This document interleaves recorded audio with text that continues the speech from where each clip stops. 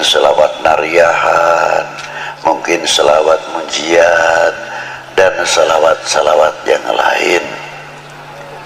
Selawat dengan ayatnya yang sangat terkenal, sangat populer, innallaha wa malaikatahu yusalluna ala nabi ya ayyuhalladzina amanu sallu alaihi wa sallimu taslima.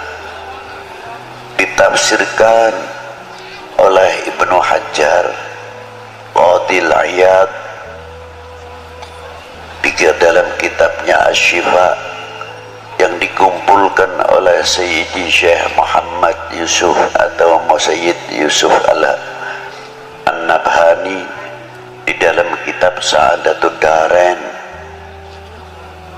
Diterangkan oleh Ibnu Hajar Al-Haytami Al-Asqalani dan Syekhul Islam Imamun As-Subki dan Abu Bakar Jalaluddin As-Suyuti, tokoh-tokoh yang sangat ma'ruf, menafsirkan innallaha wa malaikatahu yusalluna 'alan nabi. Selawatnya Allah kepada baginda Nabi khususiyah, berbeda selawatnya Allah Ta'ala yang diberikan kepada nabi-nabi terdahulu sebelum Nabi kita Sayyidina Maulana Muhammad sallallahu alaihi wasallam. Kalau sholawat yang diberikan kepada para anbiya rahmatan mutlak, tapi yang diberikan kepada baginda Nabi maknanya salatullahu alaihi sallallahu alaihi wasallama salatan rahmatan makrunatan bita'zim. Berbeda sekali.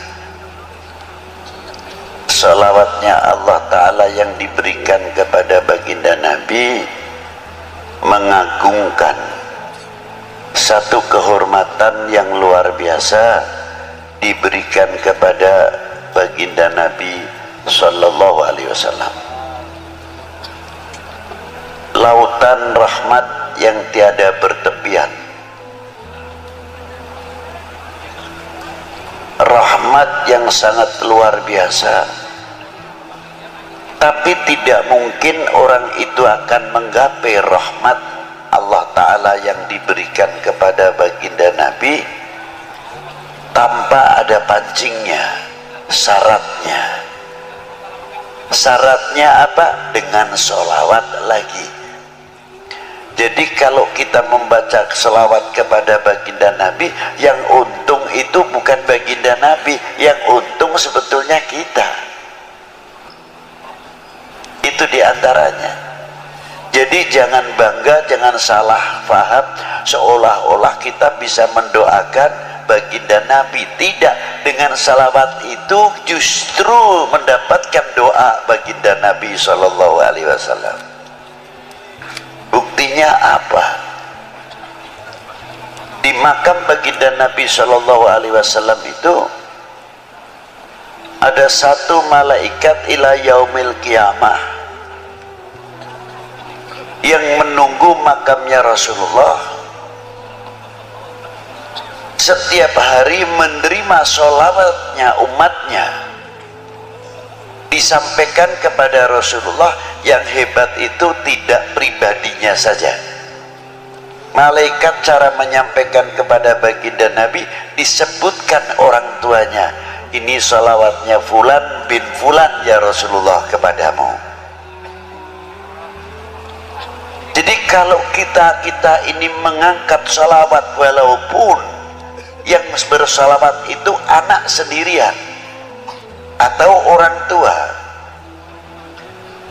aliasnya mengangkat kedua orang tuanya di hadapan baginda Nabi sallallahu alaihi wasallam dan mendapatkan rahmat. Yang mendapatkan rahmat bukan si pembaca sholawat saja, tapi kedua orang tuanya, karena disebut oleh malaikat tadi sholawatnya fulan bin fulan ya Rasulullah. Kelihatannya sepele. Ma'asyiral muslimin rahimakumullah, takdimnya Allah subhanahu wa ta'ala makrunatan bita'dim, ada satu kandungan nilai-nilai akhlak yang luar biasa. Di antaranya apa? Allah ta'ala memberikan satu contoh nilai akhlak, nilai adab. Karena tadi makrunatan bita'dzim. Apa di antaranya? La taj'al du'a ar-rasul bainakum kadu'a ba'dukum ba'da. Jangan engkau memanggil kepada kekasihku ini sebagaimana engkau memanggil sesamamu. Allah Ta'ala tidak pernah memanggil dengan kalimat nida ya Muhammad atau ya Ahmad. Tidak ada itu. Coba dari mulai Bismillahirrahmanirrahim, Alif Lam Mim sampai kepada Qul a'udzu birabbin nas, tidak ada kalimat nida ya Muhammad atau ya Ahmad. Ada khobar wa ma Muhammadun illa rasul, begitupun pangkatnya Rasulullah di bawah illa rasul.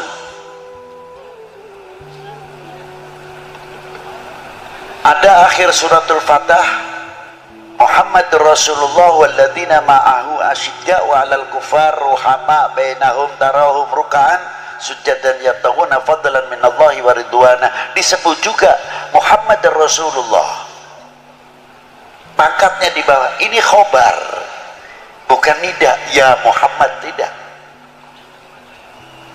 Tapi panggilan Allah Ta'ala yang langsung kepada baginda Nabi Shallallahu Alaihi Wasallam yang dipanggil apa? Yasin, Toha, ya ayuhan Nabi, ya ayuhar Rasul, ya Mudaththir, ya Muzammil, dan lain sebagainya, kebesaran-kebesaran asma'un Nabi Sallallahu Alaihi Wasallam.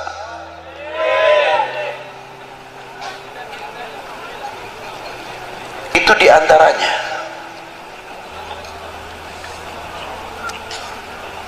Maka kita dididik oleh Allah Ta'ala, jangankan kepada baginda Nabi Sallallahu Alaihi Wasallam, yang kepada kita sendiri, bagaimana cara menghormati antara sesama kita.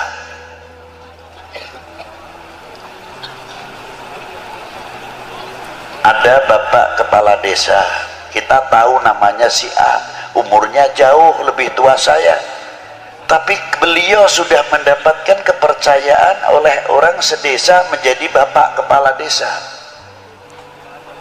Kalau saya tidak memberikan contoh yang baik, walaupun beliau lebih muda, umpamanya namanya si Fulan, kita harus menyebut Bapak Fulan mau kemana, Bapak Fulan dari mana. Inilah nilai-nilai akhlak.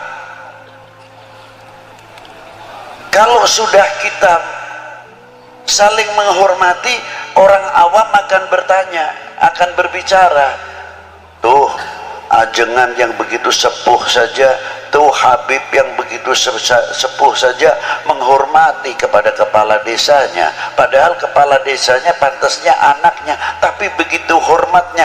Inilah meningkatkan kewibawaan daripada nama desa itu sendiri.